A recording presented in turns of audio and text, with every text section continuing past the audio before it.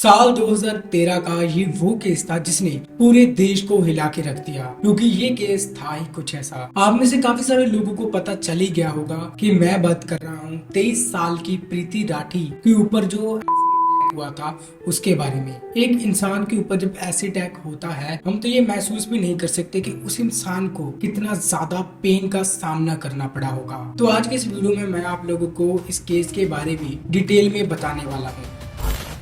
जिस लड़के ने प्रीति पर तेजाब फेंका था वो सीसीटीवी कैमरे में भी कैद हो गया था, मगर 8 महीने तक वो पुलिस को छकाता रहा। उसके पड़ोस में रहने वाले अंकुर पवार उसकी जिंदगी को तेजाब से झुलसा दिया। लेकिन हैरानी की बात यह है कि मौत की सजा पाने के बाद भी वो गुनहगार कोर्ट में मुस्कुरा रहा था।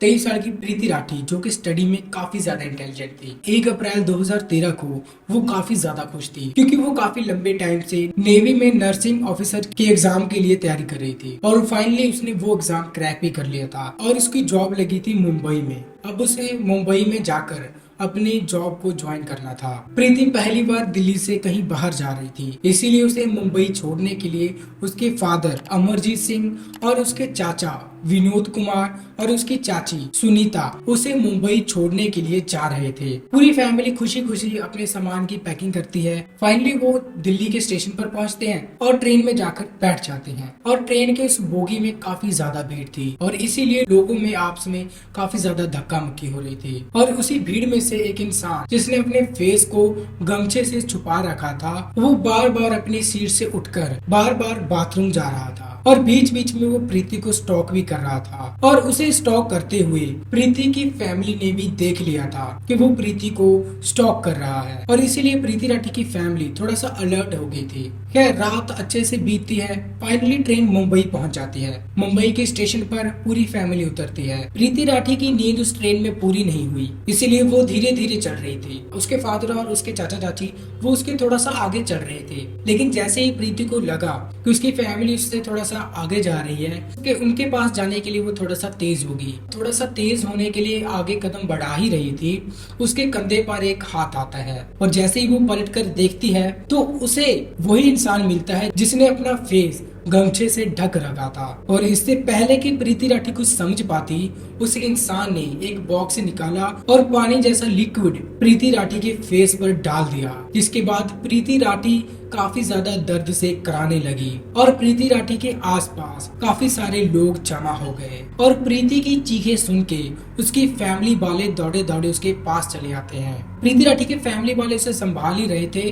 उसके जो बॉडी पर एसिड लगा था वो उनके फैमिली वालों के हाथों पर भी लग जाता है, जिसके बाद उनके भी हाथ वगैरह जल जाते हैं। वो अपने दर्द को तो भूल जाते हैं, लेकिन जिस हालत में प्रीति राठी थी उस हालत में उसे संभालने की कोशिश करते हैं। उसके बाद उसकी फैमिली उसे उठाकर स्टेशन मास्टर के कमरे में ले जाती है। अब भीड़ में से लोग उसकी हालत देखकर समझ चुके थे कि इस लड़की के ऊपर अटैक हुआ है। जब स्टेशन मास्टर के ऑफिस में ले जाते हैं, इसके बाद उसे नजदीक के हॉस्पिटल में ले जाने की कोशिश की जाती है, लेकिन उसकी हालत इतनी ज्यादा क्रिटिकल थी कि वहां पर उसे नहीं ले जाया गया। लेकिन बाद में प्रीति राठी को गुरु नानक हॉस्पिटल में भर्ती करवा दिया जाता है, जहां पर उसका इलाज शुरू हो जाता है। ये घटना जब स्टेशन पर हुई तो प्रीति राठी के साथ ही एक आदमी खड़ा था जिसका नाम था समीर शेख। समीर शेख ने जब वो इंसान जो चीज लाया था, जब उस डब्बे को चेक करने लगा तो उसके हाथ पर भी एसिड पड़ गया और उसे भी पता चल गया कि इस लड़की के ऊपर एसिड अटैक हुआ है। और वो गमछे वाले इंसान के पीछे भागता है और जोर जोर से चिल्लाता है कि जल्दी से उस गमछे वाले इंसान को पकड़ो। और वो अपने 2 दोस्त तस्लीम और साहिल को भी आवाज लगाता है कि जल्दी से उस गमछे वाले इंसान को पकड़ो। और वो थोड़ी दूर तक उसका पीछा करते हैं, लेकिन वो गमछे वाला इंसान कहाँ गायब हो जाता है इसके बारे में किसी को कोई पता नहीं चलता। खैर इधर गुरु नानक हॉस्पिटल में प्रीति के इलाज के लिए सक्षम कोई भी चीज मौजूद नहीं थी, क्योंकि इस हॉस्पिटल में बर्निंग यूनिट नहीं थी और ना ही उसके ट्रीटमेंट के लिए जरूरी सामान वहां पर था। इसीलिए उसे महसाना हॉस्पिटल में जाकर भर्ती कर दिया जाता है। यहाँ पर उसका प्रॉपर ट्रीटमेंट होने लगता है और उसके फैमिली वालों को भी वहीं पर रखा जाता है क्योंकि उनके पर भी कुछ एसिड के छींटे पड़ गए थे। और सलीम शेख भी उस हॉस्पिटल में मौजूद था क्योंकि उसके हाथ पर भी थोड़े से तेजाब के छींटे पड़ गए थे, लेकिन उससे ज्यादा डैमेज नहीं हुआ था, इसलिए हॉस्पिटल से उसे जल्दी छुट्टी मिल गई। अब ये बात पूरी मीडिया को पता चल गई थी और जैसे ही मीडिया को पता चला तो उसके बाद तो ये बात पूरे देश में फैल गई और जगह जगह पर लोग प्रोटेस्ट करने लगे कि जल्दी से जल्दी प्रीति को जस्टिस मिलना चाहिए। लेकिन पुलिस के ऊपर भी काफी ज्यादा प्रेशर था, लेकिन पुलिस अब पकड़े तो पकड़े किसे। हालांकि पुलिस के पास उस क्रिमिनल का स्केच तो था, जो स्टेशन पर लोग मौजूद थे उनके द्वारा पुलिस ने उस क्रिमिनल का स्केच बना लिया था क्योंकि भागते टाइम उसका फेस रिवील हो गया था। यहाँ तो पुलिस उसे ढूंढने में नाकाम हो रही थी, लेकिन 4 अप्रैल 2013 को प्रीति की सिस्टर के फोन पर एक पवन नाम के लड़के का कॉल आता है और वो प्रीति का हाल चाल पूछता है कि प्रीति कैसी है। और प्रीति की सिस्टर ये बात कि उसे एक लड़के का कॉल आया है, ये बात जाकर अपने पिता को बताती है और फिर ये बात उसके पिताजी पुलिस को बताते हैं। पवन कुमार और प्रीति राठी दोनों बीटेक के स्टूडेंट थे। क्लासमेट होने की वजह से वो दोनों एक दूसरे को जानती थी। सो पुलिस पवन कुमार को ढूंढने की कोशिश करती है।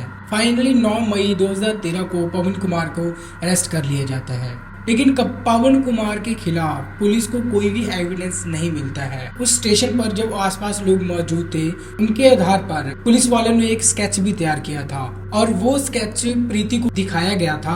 प्रीति बोल के तो नहीं बता सकती थी क्योंकि उसकी हालत काफी ज्यादा खराब हो चुकी थी, लेकिन फिर भी प्रीति में इतना जज्बा था, उसने लिखकर 3 लोगों के नाम बताए, अंकुर, पवन कुमार और सत्यम। अब लोगों में भी काफी ज्यादा गुस्सा भर गया था। लोग मांग कर रहे थे कि प्रीति के गुनाहगार को जल्द से जल्दी कड़ी से कड़ी सजा दी जाए, लेकिन इधर प्रीति की हालत डे बाय डे खराब होती जा रही थी। प्रीति की काफी सारी सर्जरीज हो चुकी थी, लेकिन अभी भी हालत में कोई सुधार नहीं था और प्रीति की नाजुक हालत को देखते हुए उसे बॉम्बे हॉस्पिटल में रेफर कर दिया जाता है। और अब सरकार भी इस फैमिली का काफी ज्यादा सपोर्ट करती है। इस हॉस्पिटल में स्पेशल माहिर जो डॉक्टर थे उनकी एक टीम बनाई जाती है और वो प्रीति का इलाज करना शुरू कर देते हैं, लेकिन अनफॉर्चुनेटली अब भी उसकी हालत में कोई भी सुधार नहीं था क्योंकि उसके इंटरनल ऑर्गन्स भी धीरे धीरे काम करना बंद कर रहे थे। अब इस एसिड अटैक वाले इंसिडेंट को 2 महीने बीत चुके थे और 1 जून 2013 को दिल की धड़कन रुक जाने की वजह से प्रीति की उसी हॉस्पिटल में डेथ हो जाती है। प्रीति की मौत की खबर सुनते ही मीडिया में और देश में हड़कंप मच जाता है और ये बात सुनते ही लोगों में काफी ज्यादा गुस्सा और गम भर जाता है। अब लोग भी काफी ज्यादा प्रेशराइज करने लगते हैं पुलिस को कि जल्दी से जल्दी प्रीति के गुनाहगारों को पकड़ा जाए। इसके बाद प्रीति की डेड बॉडी का पोस्टमार्टम किया जाता है और उसके शव का अंतिम संस्कार करने के लिए दिल्ली लेकर आया जाता है, जहाँ पर प्रीति के मॉम डैड उसका अंतिम संस्कार करने से मना कर देते हैं क्योंकि वो इस केस की सीबीआई जांच मांग रहे थे और इसीलिए वो प्रीति की डेड बॉडी को साथ उठाते हैं और एक रैली करते हैं, जिसके बाद सरकार भी सीबीआई जांच के लिए मान जाती है और इसके बाद प्रीति की डेड बॉडी का अंतिम संस्कार किया जाता है। और इधर पुलिस को पवन के खिलाफ कोई भी एविडेंस नहीं मिलता है और इधर प्रीति के फादर अपने ही तल पर इन्वेस्टिगेशन करने की कोशिश करते हैं और वो पता लगाते हैं कि 1 अप्रैल के दिन पवन जो था वो रोहतक में मौजूद था, वो दिल्ली में था ही नहीं। ये बात प्रीति के पिता ने पुलिस को बताई और जब पुलिस ने ये जांच की तो ये बात सच साबित हुई, जिसके बाद पवन को छोड़ दिया गया। इस बात से ये साबित हो जाता है कि पुलिस इस केस में बिल्कुल भी अच्छे से काम नहीं कर रही थी। इसके बाद प्रीति के पिता कोर्ट में एक अर्जी लगाते हैं और सीआईडी की जांच की मांग करते हैं। कोर्ट भी इस बात के लिए अलाउ कर देती है। इसके बाद सीबीआई राठी फैमिली से भी पूछताछ करती है और उनके कुछ रिश्तेदारों से भी पूछताछ करती है और इसी पूछताछ के दौरान एक रिश्तेदार ने बताया कि अंकुर नाम का एक लड़का जो कि प्रीति से 1 साइड लव करता था और उसने प्रीति को प्रपोज भी किया, लेकिन प्रीति ने साफ मना कर दिया। इसके बाद वो प्रीति से ही शादी करने की जिद करने लगा,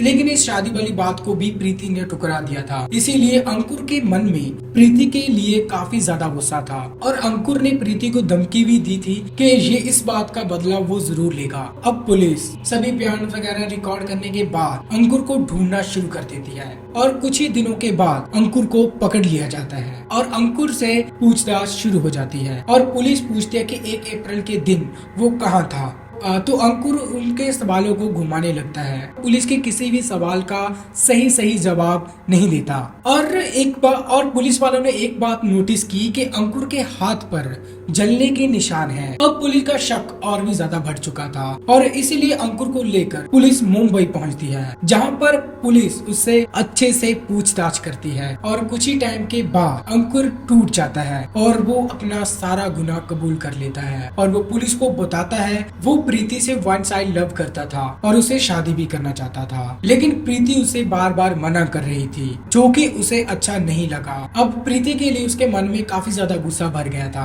और इससे भी ज्यादा बड़ी बात ये हो गई कि प्रीति की अब जॉब लग चुकी थी नेवी में। इधर अंकुर अपने घर पर बेरोजगारी बैठा था, जिसकी वजह से उसके मॉम डैड भी उसे काफी ज्यादा ताने देते थे। इसीलिए वो प्लान बनाता है कि क्यों ना उसके फेस पर एसिड फेंक दिया जाए। तो इसीलिए वो उसी ट्रेन के एक बोगी में बैठ जाता है, लेकिन पहले तो अंकुर प्लान बनाता है कि ट्रेन के अंदर ही वो प्रीति पर एसिड फेंकेगा, लेकिन उस ट्रेन के अंदर इतनी ज्यादा भीड़ थी और उसकी फैमिली ने भी इसे स्टॉक करते हुए देख लिया था, इसलिए वो तब थोड़ा सा डर गया था ये क्राइम उससे नहीं हो पाएगा। इसके बाद हम सबको पता है कि ट्रेन के नीचे उतरने के बाद उसने क्या दरिंदगी दिखाई। जैसे ही अंकुर अपना गुनाह कबूल कर लेता है, इसके बाद पुलिस एविडेंस कलेक्ट करना शुरू कर देती है। सो पुलिस सभी एविडेंस कलेक्ट करने के बाद अंकुर को कोर्ट में पेश करती है और कोर्ट उसे मौत की सजा सुना देता है। मुझे उम्मीद है कि ये केस स्टडी आप लोगों को अच्छी लगी होगी। अगर अच्छी लगी तो वीडियो को लाइक करना, साथ ही मेरे चैनल को सब्सक्राइब कर लेना। Thanks for watching.